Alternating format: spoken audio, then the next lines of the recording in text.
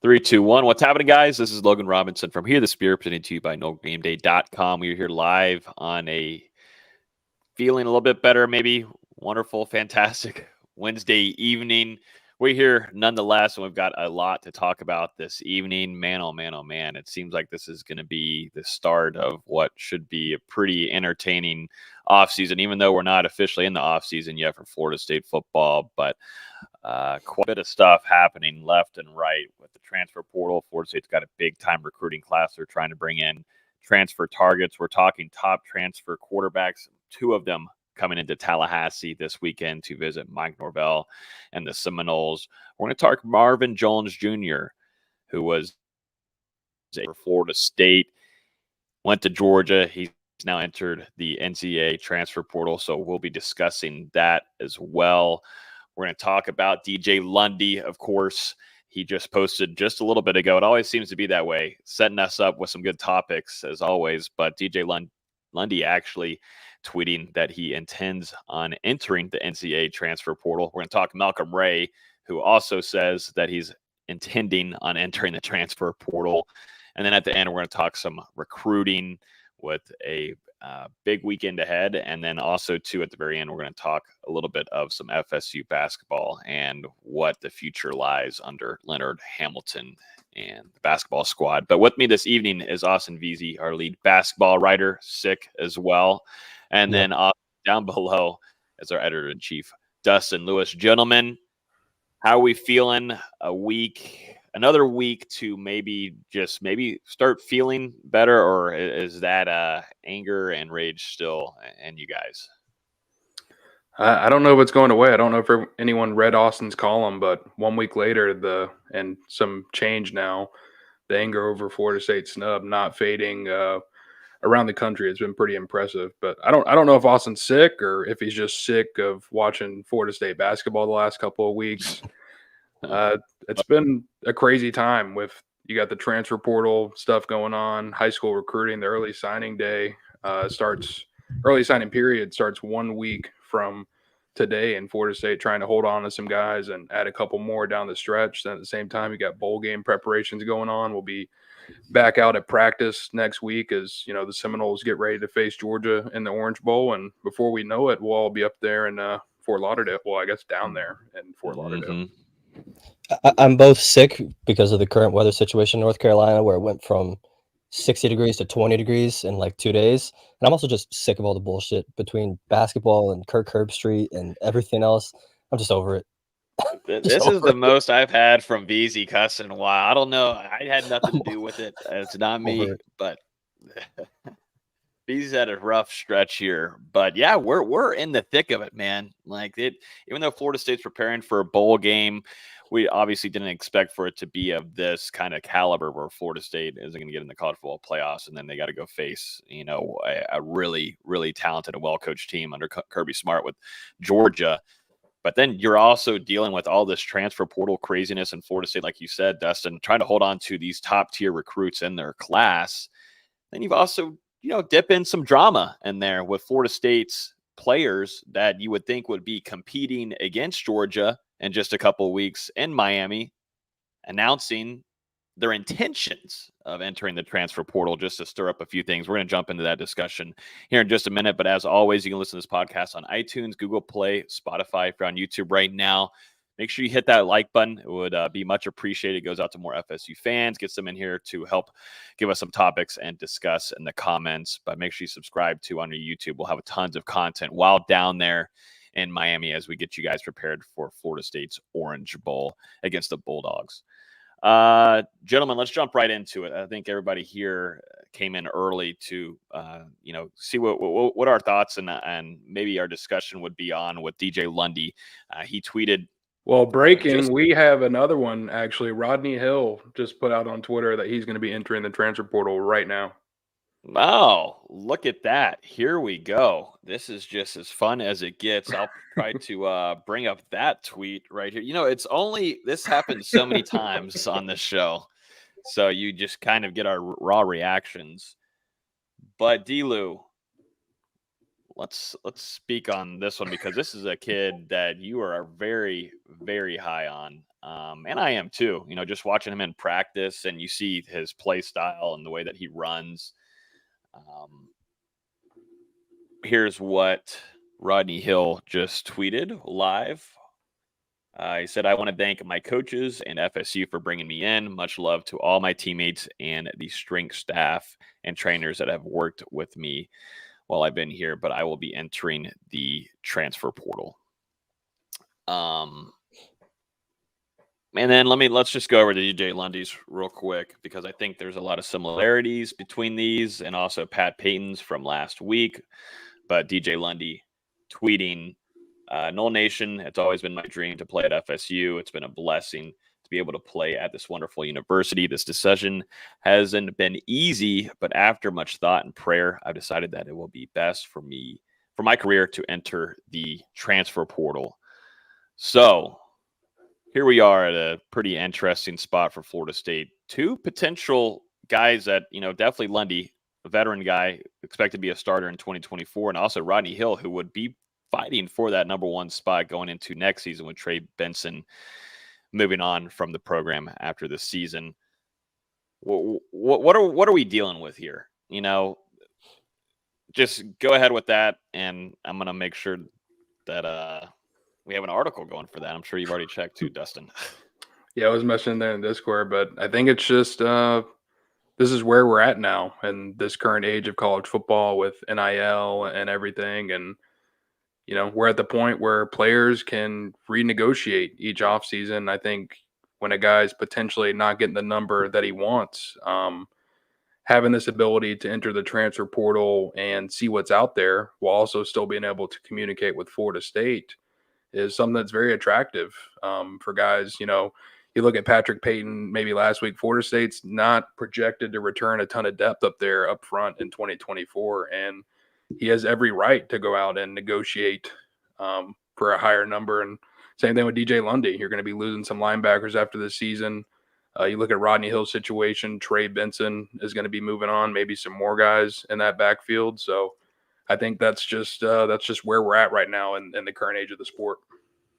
Yeah, DJ seems more like an NIL play, just like we've been seeing with Pat Payton, and kind of like we projected might happen with Josh Farmer and a couple other guys.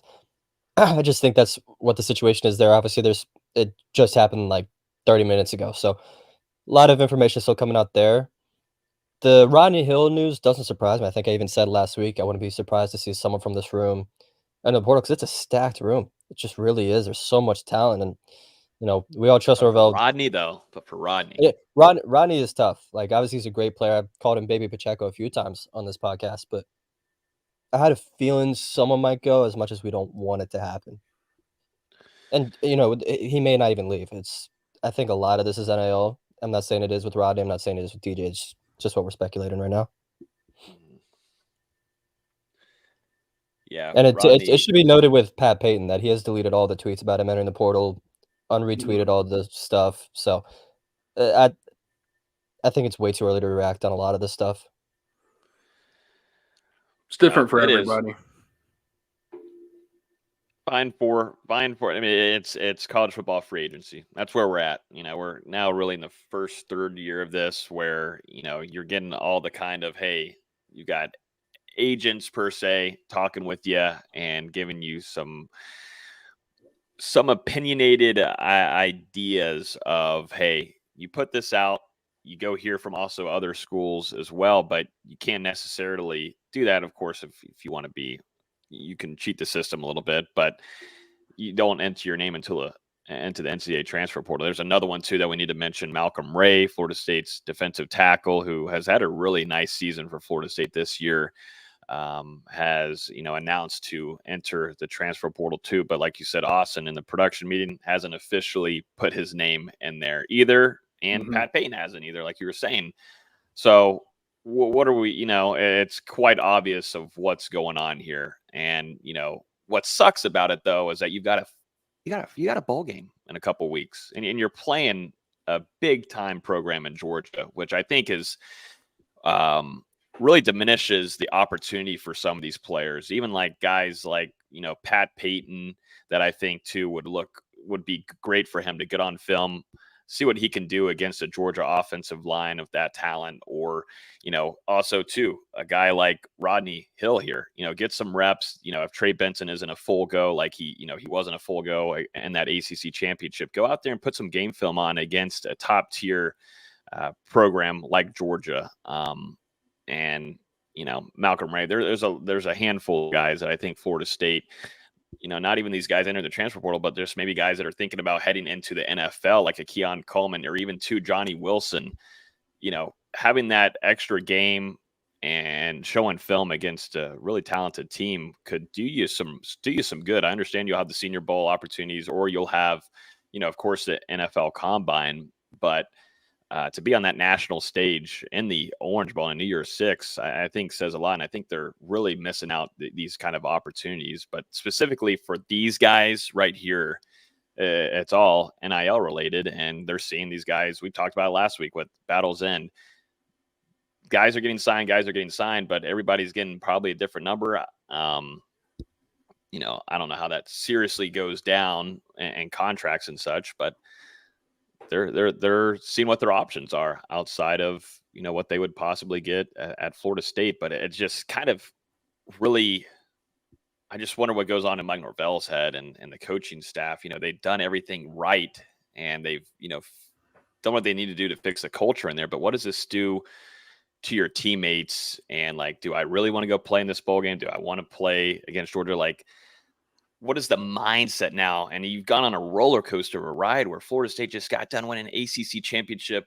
You were fighting so much last year just to reach 10 wins for the program. And then you go in the next year and you go undefeated 13-0. Yes, you get snubbed from the college football playoff, but you won an ACC championship. And now, just not even like 24 hours later, guys already ready to leave the program. And it's about money.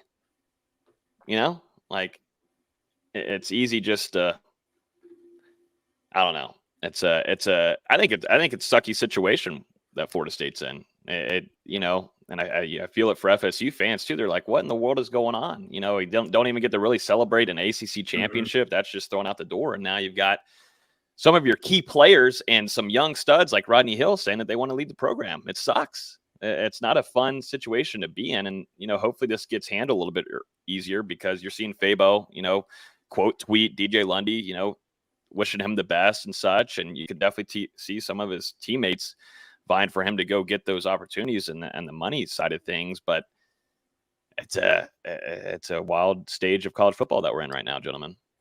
It's tough. It's crazy that Florida State's got a bowl game in less than 20 days. And, at this point, it's still pretty fluid with who's still going to be on the roster and who's actually going to play in that game against Georgia, where, like you said, Logan, I mean, it's been now 10 days since Florida State won the ACC championship and was snubbed from the college football playoff. And, it looked like they had everything in front of them, but now everything's come to a halt like this just so quickly. It's hard to wrap your head around, but at the same time, with the transfer portal and the introduction of NIL, this is just kind of open the doors for college football to go in this direction and allow people to negotiate on their own terms. And, I can see how, if a transfer comes into a certain program and earns a big roll out of the gate and a big paycheck, how maybe it would miff some guys who have been there from the beginning, like a DJ Lundy or a Patrick Payton or a Rodney Hill, who all signed with Florida State out of high school to join this program rather than transferring in. And yeah, it allows, where we're at just creates these scenarios. It allows for it to happen. I think a lot of it could be fixed. I know a lot of people have been saying what can be done. Like, why do we keep letting this happen? I think a lot of it can be fixed by pushing some of these dates back, like pushing early signing day and just other transfer portal back to maybe the first week of January instead of, mid-December. I think that's what caused a lot of this chaos, and that'll get bowl games to mattering again, because people are going to want to get that last game on film instead of entering now and they don't have to play in that bowl game. I get there's some stuff with, they want to get their first spring football. It's easier when, there's not a semester going on. I get it, but I feel like it'd be a much better situation for college football if you wait until after all the bowl games have been played. Mm-hmm. Scheduling could definitely help in that regard. But, for Florida State's sake and what they're having to prepare for, but, also too, a lot of coaches back on the road, visiting with players. It seems like, a key factor in this, a lot of the coaches out on the road during the weekdays, middle of the week, and then the coaches get back home on the weekend. And we saw some things clear up with Pat Payton. He hasn't officially entered the NCAA transfer portal. And, you know, these coaches sitting down with the players, I think, clean up some things as well. But then, you know, you also got to go to the NIL route and what, you know, fixes things on that end. But for Rodney Hill, you know, I'm seeing a comment in here about, you know, from on YouTube about, you know, a bunch of mid leaving. Rodney Hill ain't mid. That's a concern for me for Florida State losing one of their top talented future running backs. That's not a good place to be in whatsoever. Florida State went to Rodney Hill quite a bit throughout the season too, gentlemen, because he was the only one that was able to, you know, find his groove in a game and be their best running back of the day. And Rodney Hill was called upon in a lot of those games. But that's a concerning thing. And I understand Lundy, he's kind of in that same group of guys that, you know, we saw from last year with Farmer and Darrell Jackson, that there's a defensive sided group that are looking to get more out of, you know, more than, you know, they evaluate themselves a little bit higher and they're willing to test the waters and risk it for a biscuit almost. But for Rodney Hill, that's a cruddy situation that, you know, Coach Yak and that Florida State coaching staff is having to deal with at the moment.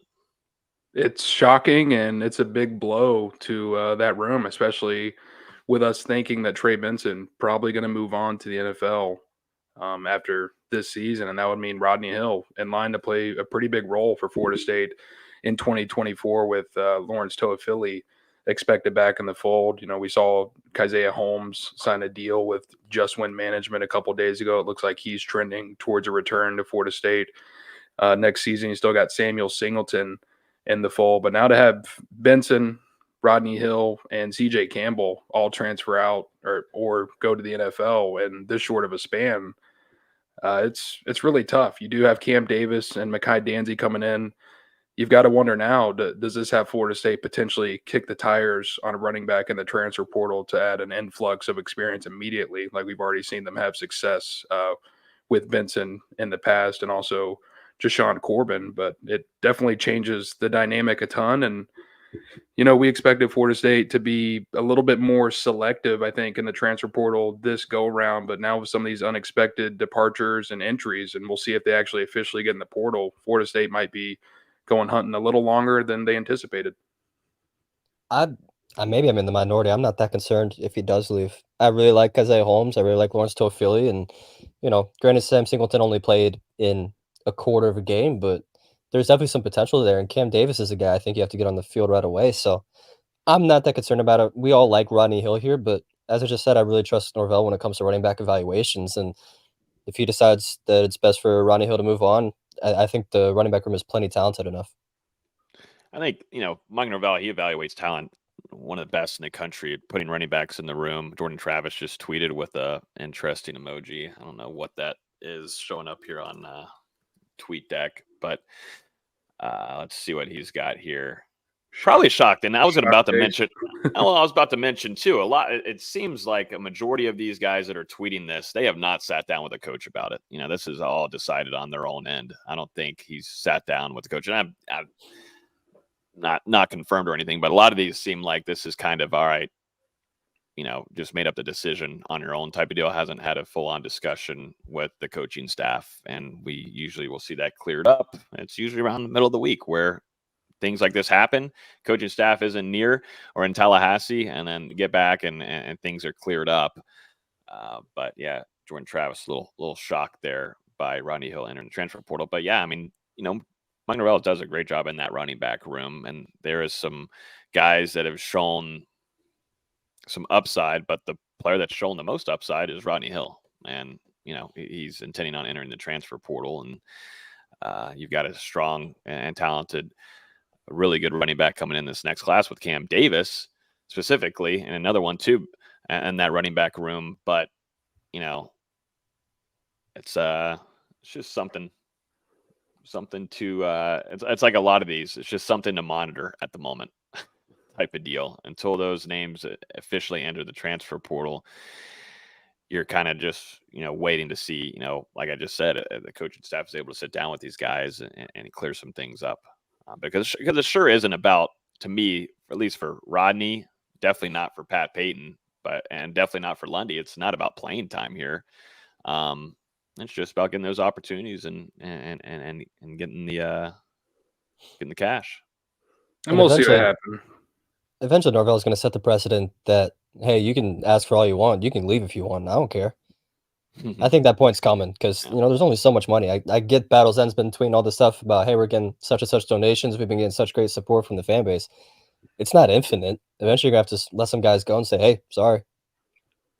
Yeah, we'll see what happens. It's a fluid situation, and I think it would hurt Florida State to lose, not only 3 running backs this offseason, but you think back to Treshaun Ward a year ago. That's 4 experienced backs moving on from the program, and you're going to have to replace them with guys who don't have as much experience in the system, like Kaiser, like Samuel Singleton, Cam Davis, Mekhi Danzig. You're going to have Lawrence Toafili back, but just that experience in the system and being able to learn under Coach Norvell and Coach Yak and Coach Atkins and getting the nuances of the offense and the system down, I think is a huge part of why these running backs have had success. And we'll see where it goes from here. Let's talk about some transfer portal Florida State might be keeping a close eye on. We know there's a few names that are already visiting Tallahassee, and we're going to start in that quarterback room.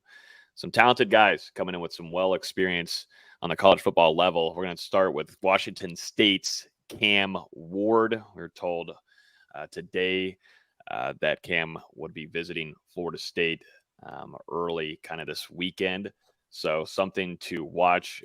Florida State, looking into 2024, probably want to bring in a veteran quarterback. And, with Jordan Travis leaving now it opens up a spot to where Florida State can probably bring in an immediate quarterback that, understands, and if they can get down the system of Mike Norvell, can probably find some better fluidity offensively earlier on than, maybe pushing in a younger player or rolling back to a Tate Rodemaker.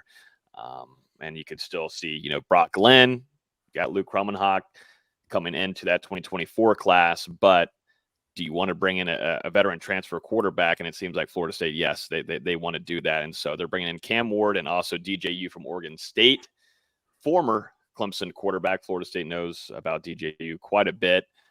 Didn't get to see a whole ton of playing time, actually being benched there. Dabo Sweeney kind of switching the quarterback room up there. And so he ended up intending on entering the transfer portal to Oregon State, which he did.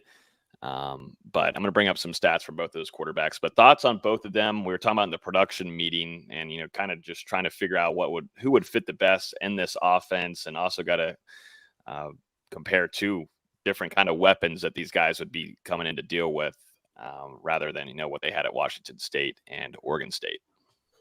It's an interesting dynamic for sure. I think this is a move that Florida State makes, adding a transfer quarterback.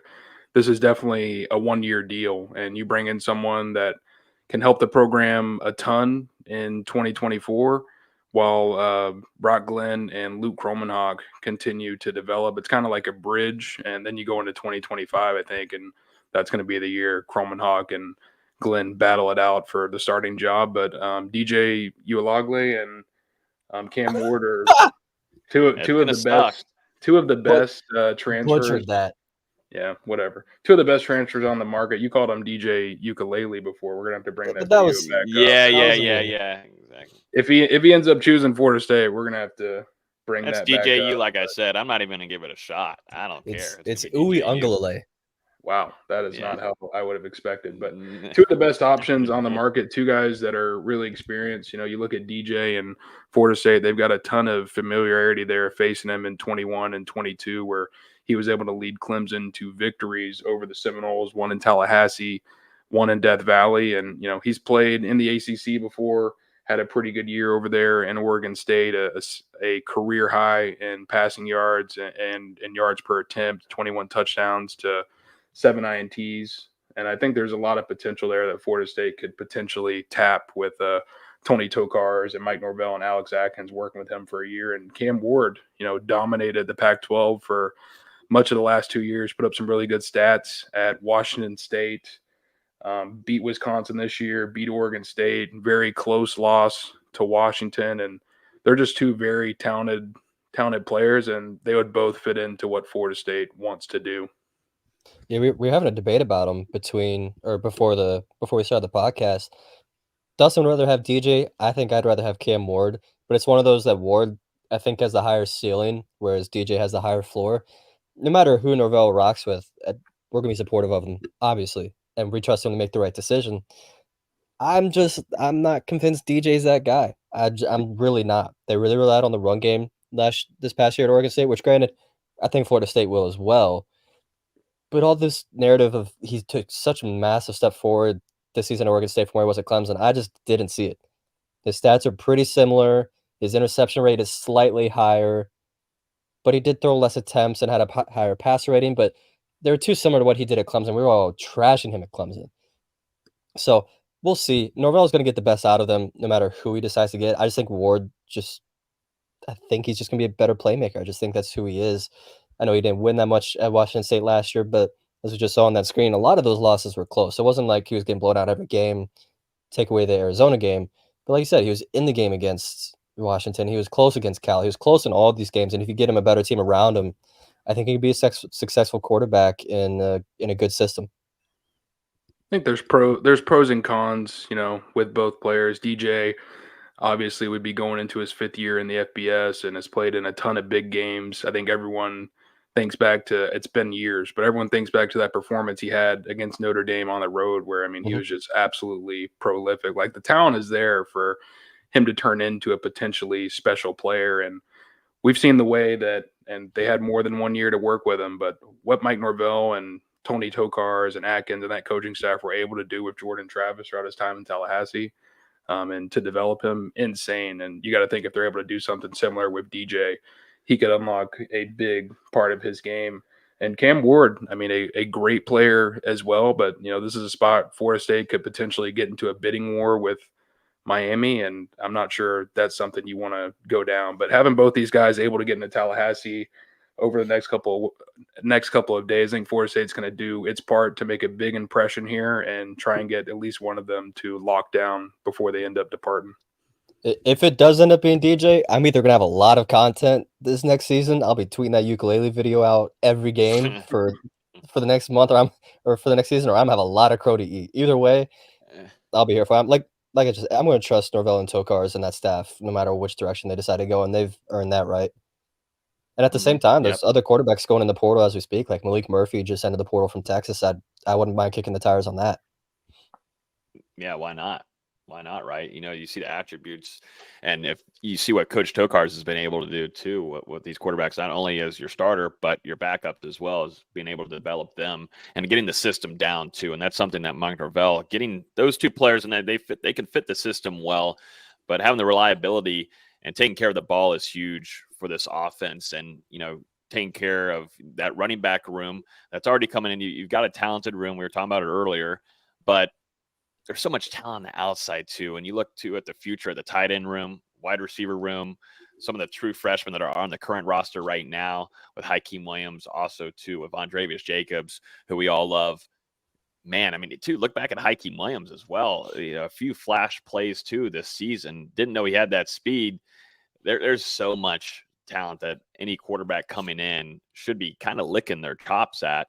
And I'm really interested to see where these recruitments go. Definitely for Cam Ward when you're battling against an in-state rival like Miami. They're going to throw a lot of money. They have to win. They have to win for Mario Cristobal. They've got to win in 2024 and fight for an ACC championship.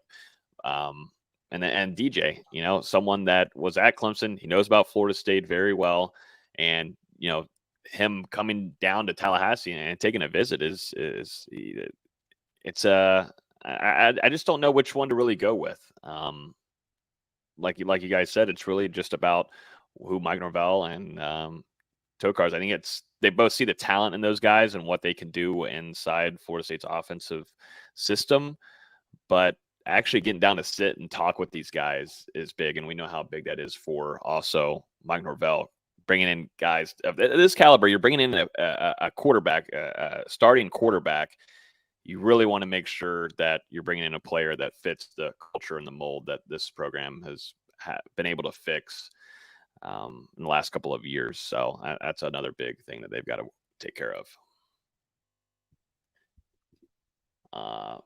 But yeah, I need to post this Rodney Hill thing to Facebook real quick. But anything else on quarterbacks for you guys? You know, kind of keep an eye on. I know there are also some other transfer portal targets, D-Lou, that FSU is keeping an eye on and bringing in for some visits.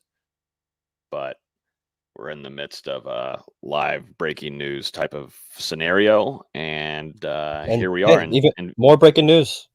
More breaking news. Trayshawn Ward has committed to Boston College. Wow. Boston College staying in the ACC. And staying in maroon and gold. Yeah, he is. Similar matching colors. up with talented quarterback too. Yeah, not quarterbacks, but Florida State did have a couple of transfer defensive ends in Tallahassee last weekend. You had Pittsburgh defensive end transfer Samuel Okunlola, also Georgia Tech defensive end transfer Kyle Kennard come through for their respective official visits. Okunlola declined an interview after his trip to Tallahassee. It sounds like he's going to take a couple more visits before making a decision, but a guy with a lot of upside, 3 years of eligibility remaining, and his brother actually plays for Miami, a former 5-star offensive tackle. Not sure if they're in the mix in his transfer recruitment, but an extremely talented player. Showed some real flashes there at Pittsburgh as a member of the rotation this past season, and I think someone that Florida State's going to continue to monitor moving forward, someone that you could probably call a top target for them at the position right now. And then Kyle Kennard, someone that's played more football than Okunlola, been at Georgia Tech since 2020, and I believe has a year or two of eligibility remaining. But he got to meet with JP, Coach Odell, Coach Norvell during the visit to Tallahassee. Was there for about a day and a half or so, and brought some members of his family. And like a lot of transfers, they're not really focused on the flashiness. They're there to get down to business, and he wanted to hear about how Florida State's going to be able to develop him. And they actually had Jared Verse speak with him a little bit. Verse himself, a transfer defensive end who came into Tallahassee and now is probably going to be a first-round pick during the NFL draft in April. So you got to wonder if that conversation had any type of impact on Kennard. Really stressed the legacy that Florida State has with developing these transfers, and also, just the history of this program, putting defensive ends into the NFL. So this is another one. Kennard said that he too is going to take some more visits, didn't want to name any potential destinations, but said a decision could come in the next week or so. So it seems like probably within 10 days, we should be knowing his next destination. But this is another one where Florida State right in the thick of it for an edge defender. Yeah, they definitely need one. Versus leaving, whatever's going on with Pat Payton's, I think he's coming back, but you still need someone opposite him. I don't think Florida State wants to go to an edge by committee with Gilbert Edmond and Byron Turner, and maybe Boots has put on enough weight, and we'll see what else happens there. But they need someone that at least has production that they could put on that side right now. And Kennard, and I'm not even gonna. You said the guy's name for Pitt. I'm not going to try it. But between the two of them, they're solid players that they have production and they still have potential and can make an impact. I wouldn't be upset with either of them. At the same time, I think there's going to be some bigger names that enter the portal over this next week or two that Florida State may be more interested in. Like we saw Marvin Jones Jr. enter the portal this week. We'll see if Florida State decides to pursue there, but there will be some names, and Florida State will get a guy that fits them.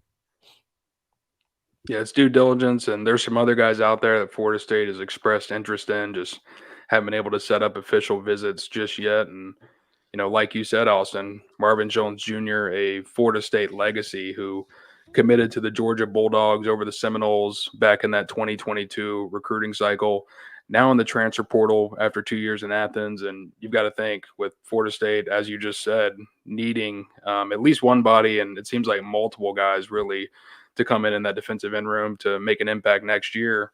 Could this be a potential spot for Jones Jr. to land, follow in his father's footsteps, and then start to have a bounce back and, really show off that 5-star potential that he had back in high school. It seemed like maybe he was playing a little bit out of position in Georgia, playing that outside linebacker in a 3-4 scheme, would be able to get back to the traditional defensive end spot going into Adam Fuller's defense. And, he's had some injuries down there in Georgia that kind of limited him this past offseason leading up to the 2023 season. But there's a ton of talent there. Florida State has the previous relationship, the ties to his dad, and he played at American Heritage in high school, and at the time was actually coached by current Florida State defensive backs coach Pat Surtain. Yeah, that's a good nugget there. Something worth noting because, too, there's so many ties with Marvin Jones Jr. here, and I think a lot of the Georgia beat, too, immediately think of Florida State here. So we'll see. I think there's some got to get here back on a visit again, but, don't have to do too much of educating Marvin Jones Jr. on what, the Florida State program is bringing in. It's good, too, to see. It's such an interesting situation, too, because Florida State's facing against Georgia here in this Orange Bowl. So it's pretty funny how life works, but it was a wild recruitment that we were covering for a while. And, Marvin Jones Jr.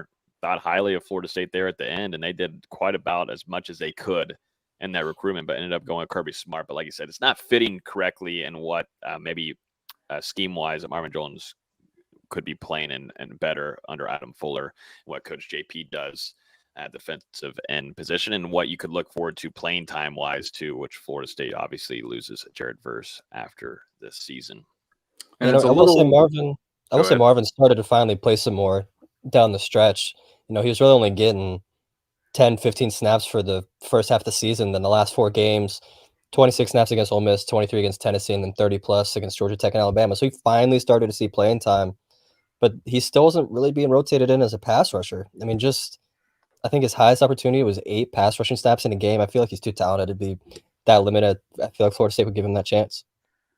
Yeah, actually made his first career start in that SEC championship loss to Alabama. Finished the season. We'll see if he plays in the bowl game, but right now has accumulated 12 tackles, 4.5 tackles for loss, and a sack. But I think that's why Florida State, you look at some of these recruitments that have went down to the wire where Florida State has lost out, and this one a little bit of a different case since Jones Jr. is a legacy to Florida State. But when some of these guys hit the transfer portal that Florida State originally lost out on, that's why these high school recruitments and these pre-existing relationships are so important in potentially these second recruitments. It didn't quite work out with Mims, but Florida State was able to get him on campus when he entered the transfer portal from Georgia back, whenever that whole saga went down. And it'll be something to watch over the next couple of years because Florida State, they've been in it with a lot of highly touted players across the country, and it just hasn't quite worked out.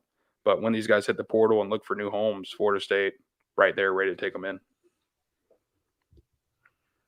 in. Man, this transfer portal craziness is – I thought recruiting was wild, but man, oh man, whenever you're able to build these relationships like what we're talking about with Marvin Jones Jr. and these guys go on to play for another team and then they open it up and say, hey, I'm ready to enter the transfer portal and find somewhere else. Sometimes having those close ties, which I think Mike Norvell has done a really good job, and along with the coaching staff, keeping a good relationship and good ties even after if they pick elsewhere goes a huge long way. So we'll see what ends up happening there with Marvin Jones Jr., but it would be a solid fit for Florida State and a need at that defensive end room. And I'm going to I'll harp on it every week moving forward, but gotta add in some defensive tackle help.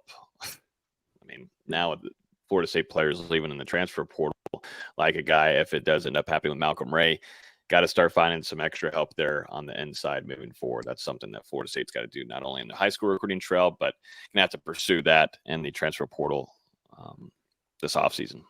Hell, right now you're looking at 4 scholarship defensive tackles on the roster who are eligible to return next year. And who knows what Darrell Jackson and Joshua Farmer are going to do.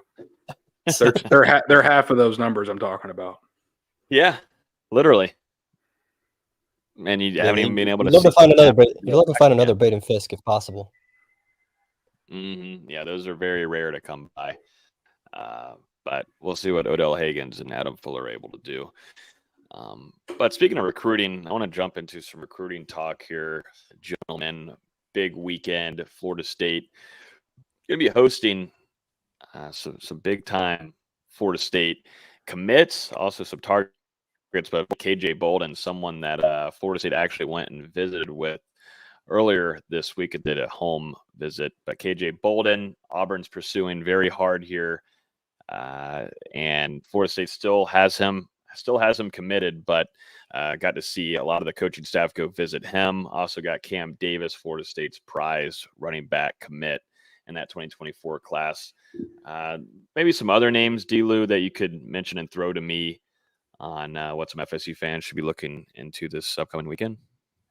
Yeah, right now it looks like 6 high school official visitors are going to be in Tallahassee this weekend. There's been a couple cancellations over the last 48 hours, but right now the guys coming in, all of them are actually committed to Florida State. You've got 5-star safety KJ Bolden, who, like you said, Florida State trying to hold off Auburn and Georgia here down the stretch. So definitely big to have him finally come in for his official visit on the final weekend before the dead period leading up to early signing day. You've also got 4-star defensive end Armando Blunt, who flipped to FSU from Miami a couple months ago. Hurricanes are still here trying to make a late push, get him to flip back and stay home. And another one, it's good that Florida State has saved this OV for right now to have him here instead of in Coral Gables. And outside of that, some guys who have been committed and are solid with the Seminoles going into the early signing period, which is 4-star running back Cam Davis, 4-star cornerback Jamari Howard, who just committed a couple weeks ago, 4-star wide receiver Luane McCoy, who's been pledged to FSU since back in the spring, and then also 4-star offensive tackle Manasi Ititi, who flipped to Florida State from USC a little bit back. So those guys are also coming in for their OVs. We mentioned the transfer quarterbacks earlier. We'll see if there's any more additions leading up to Friday. But right now, the two biggest is just keeping KJ Bolden and Armando Blunt in the fold to, end off what has been a very successful recruiting cycle so far for Florida State. I was going to mention, too, I saw Jordan Travis. He posted on one of his socials of him being back in Tallahassee. I wonder if he's going to do any kind of recruiting. I would imagine if he's in town, obviously going through some big-time rehab there, but I would imagine that he'd be sitting down with these quarterbacks coming in and, really being transparent of what this program's about, how they've done their climb, and just the expectation of Mike Norvell and how things are ran in Tallahassee. And I would imagine he's been doing a lot of recruiting pitches, just like Jared Verse did this past weekend as well. But that's just great. That'd be huge for Florida State. It's a massive recruiter, but just to sit down with these guys and really just lay out what it's like to be a starting quarterback in Tallahassee and what is called upon you in a lot of different ways. And a lot of that is too big time leadership in that locker room. That's something that Jordan Travis kind of had to develop on his own. Wasn't expected to be where he is now, I think. And, he had to work on that. And that's something that I think he's going to, relay to these guys that are visiting, that are veterans. They've been in multiple locker rooms, but for these two talented guys, that would be huge to have Jordan Travis there with them on the recruiting weekend. I'd be surprised. If you want to follow the visits like we do in recruiting, sometimes Jordan Travis does have an event planned at the Vintage Store Picked in Tallahassee on Friday. So maybe they're using him to push more on DJ. We'll see. And if he is in Tallahassee, I'd be surprised if he doesn't do his part to kind of throw his hat in the ring and, talk to these guys about his decision and why he thinks they should continue their respective careers in Tallahassee. I actually noticed, I think it was either yesterday or the day before, but Jordan Travis started following Cameron Ward on Instagram. And then, 48 hours later, here we are with the news that he'll be coming to Tallahassee for an official visit. So Jordan Travis, like Jared Verse, those are two guys that love Florida State, love this coaching staff, and have done whatever they've been needed to do on and off the field during their time with Florida State to help the program get better in a multitude of ways. So we got a question here. We're talking about it in the production meeting, but I think it's worth speaking here on it. Jeremiah Smith, number 1 ranked player in the 2024 class, really, really, really talented wide receiver. Florida State has been pushing here to make a flip from Ohio State to the Seminoles. We were talking about it, D-Lou, and, I think Florida State's going to do as much as they can here to potentially get that flip, but kind of more leaning towards this is just going to be one of those wild early signing day kind of frenzies.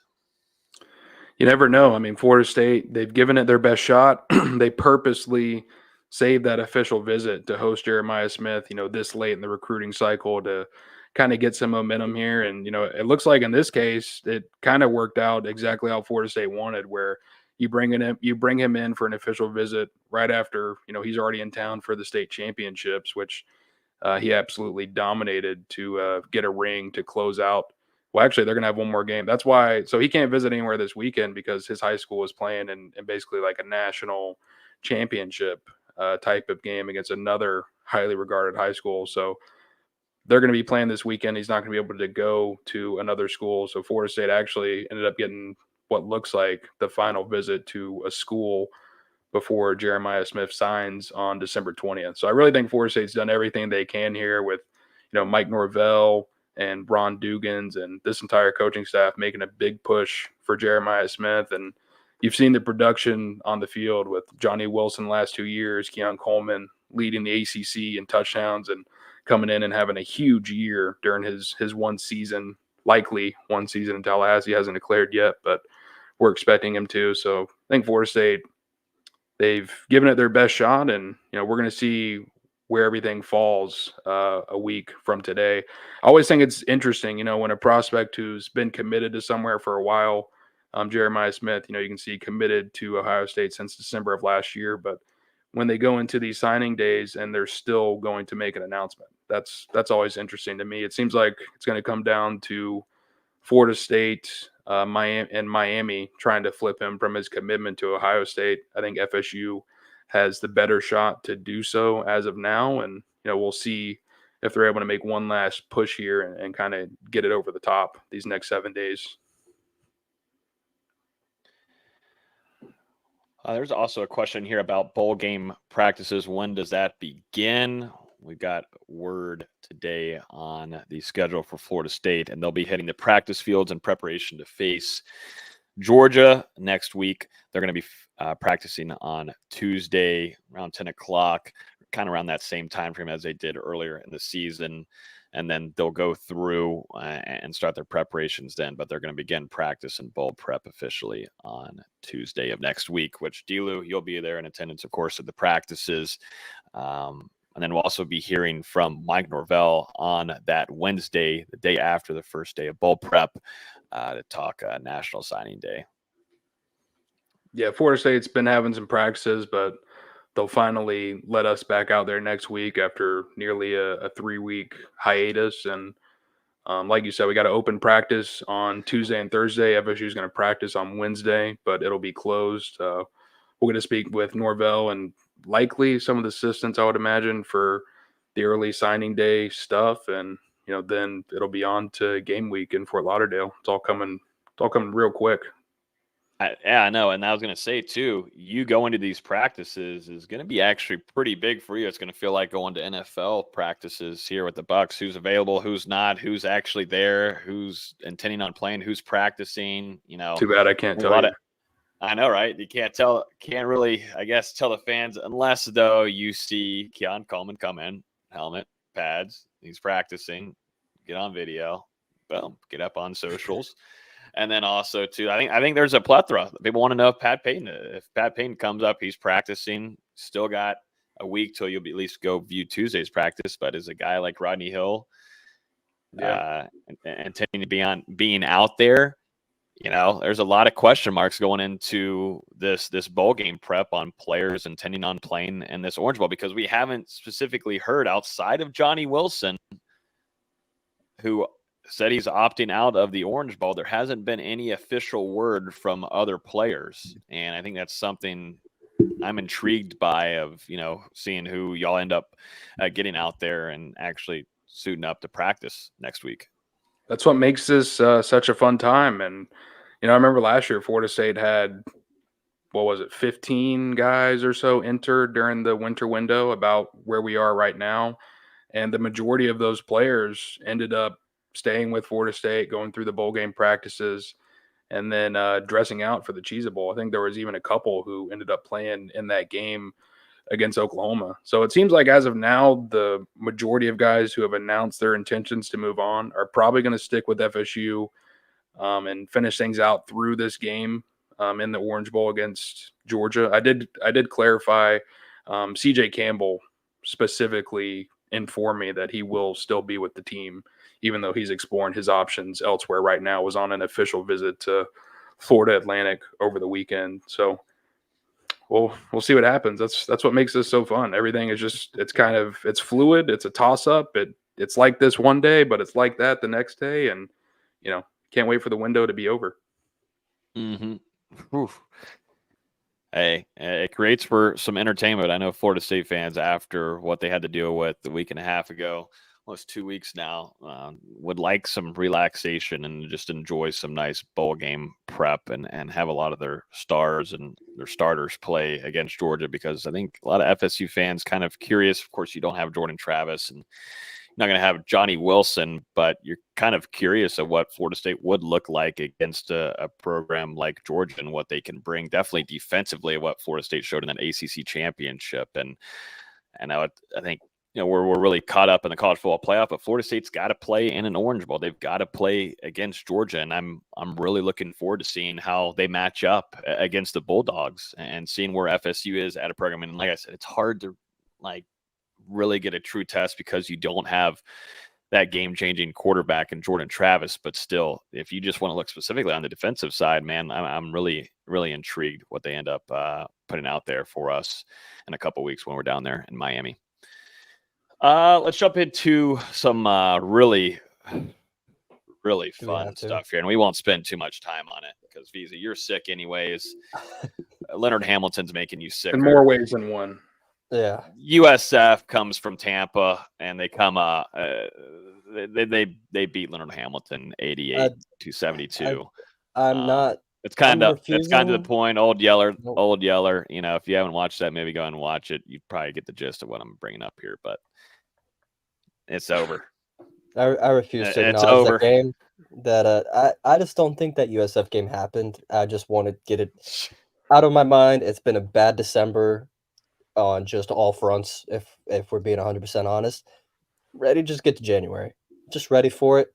I'm convinced nothing good is going to happen this month, just at all. So that's where I'm standing right now. The only thing I really want to talk about when it comes to basketball is there was a court ruling in the case of Ohio versus the NCAA that will allow any multi-time transfer immediate eligibility for at least the next 2 weeks until December 27th, when they have another hearing. It's a temporary restraining order.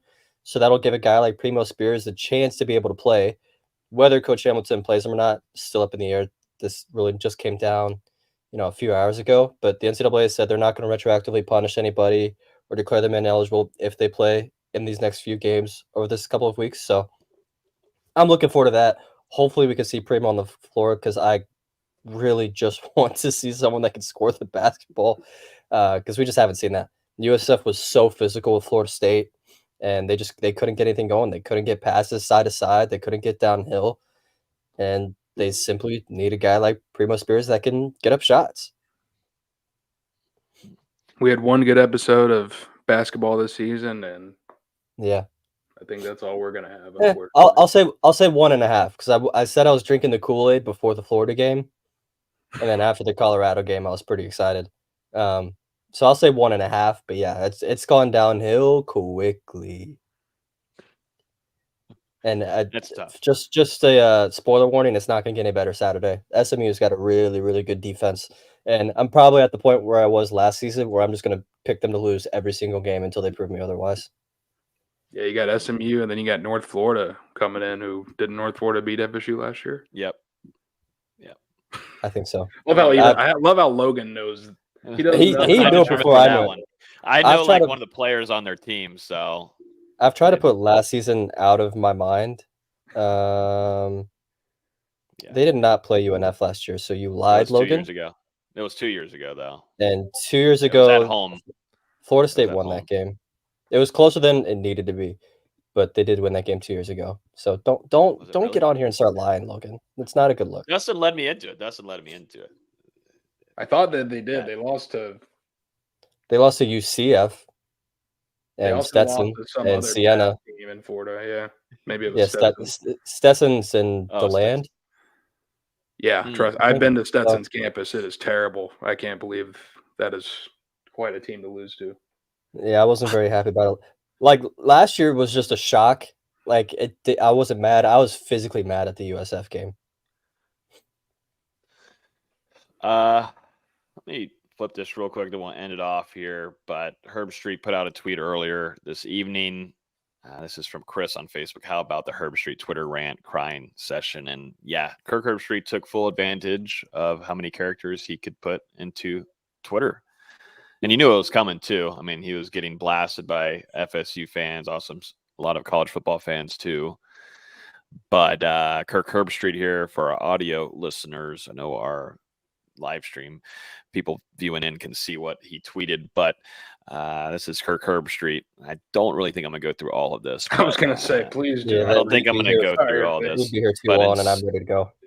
Yeah, and summary here, he is quote tweeting someone that is talking about obviously FSU and Alabama, how Florida State didn't get into the college football playoff, and he says Alabama is better, full caps and a couple of exclamation points. So is Texas, so is Michigan, so is Washington, so is Oregon, so is Georgia.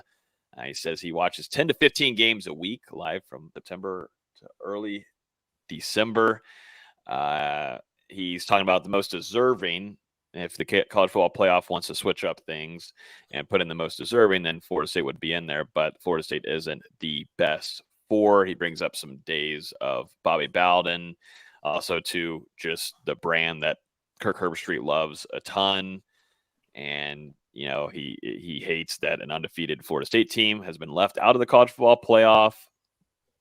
And he ended it with, I'm a big fan of Coach Norvell and his team and wish the Noles nothing but the best.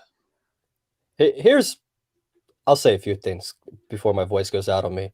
How can you say all these teams are better than Florida State when Florida State was 5th? But yeah, you have Oregon. You say Oregon and Georgia, and all of them are better. If it's fact, because that was the big thing a few days ago, was Florida State hates facts and they hate information. If all these teams are better, then why is Florida State 5th? Mm-hmm. This is not facts. Because we have a human committee, it is opinions. Who you think is the best is an opinion. There's no facts to drive this. Besides the fact that Alabama lost a game and Florida State didn't, but I digress, and that's all I'll say. The only thing that I've got to add on it is just tell PETA I'm kicking a dog. Oh, damn. Where's Mike Vick when you need him? All right, that's damn. Oh man, it's been too much for our new listeners or viewers. Yeah, this isn't our usual type of show. No, honestly, I think a lot of FSU fans wouldn't mind us getting a hall pass there on a few things that have been said on the show the last couple of weeks, because they've also probably thought about it. But enough with the dog tweets. I'm ready to unfollow them. I already didn't like it at first. And the funny thing was, like, it was starting to die down, like, slowly. Like, the pressure wasn't there all the way like it was for, like, the past week and a half. Yeah. And he tweets that just back. Full blast again. We're back at it, baby. The train rolls on. Put some more coals in there, and it's ready to go. Florida State's fan base is all over Kirk Herbstreit right now, and a handful of other analysts, too, that have switched to Greg McElroy.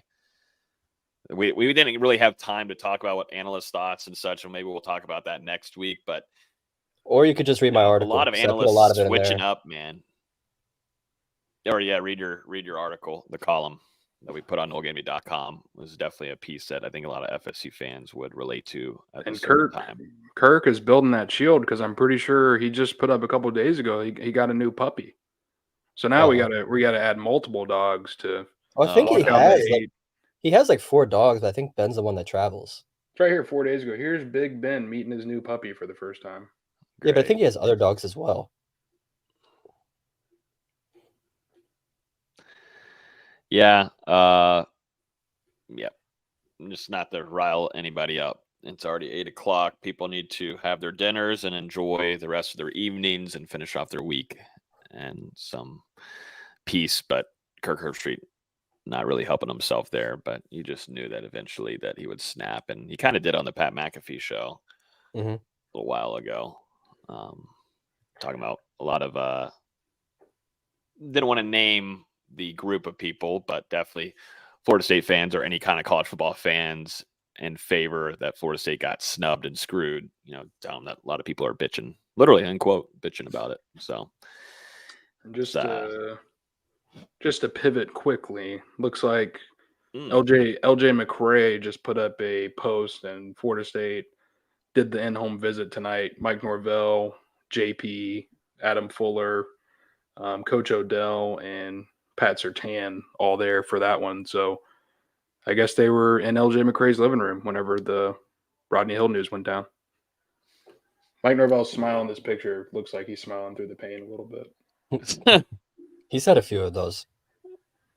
Like I said earlier, a lot of this stuff happens when coaches aren't in town, and should be a pretty interesting weekend before bowl prep begins next week. I wish I was there. Couple of weeks. Yeah. It's one of those days where we're only getting started. It's one of those days where you walk into practice, you printed out your roster, and you're looking around, like checking, like, all right, he's here, he's here, he's here. Who's here? Who wants to play football for Florida State where you just won 13 games, went undefeated, got an ACC championship? Come on, man. Come on. Someone's got to want to play, right? I think some things will be handled, and honestly, not just maybe the coaching staff, but hopefully some of these leaders in the room sit down with some of these guys and figure some things out. But yeah, make sure you guys are following us on Twitter. Also, too, before you guys leave on YouTube, smack that like button. Appreciate everybody. If you're new here, we go live every Wednesday at 7 p.m. We'll be giving some practice observations next week, so make sure you guys tune into this one. It's probably going to be a big show for that, so make sure you guys tune in for that. We'll be here live at 7. And as always, you can just follow this podcast on iTunes, Google Play, Spotify. If you're on YouTube right now, feel free to hit that like button, subscribe, so you get notified every time we release a new episode. But yeah, appreciate everybody hanging out with us this evening. Y'all have a great rest of y'all's week.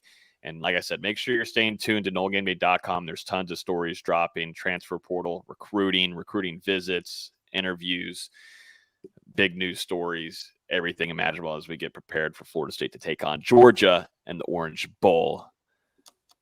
Everybody have a great rest of y'all's week.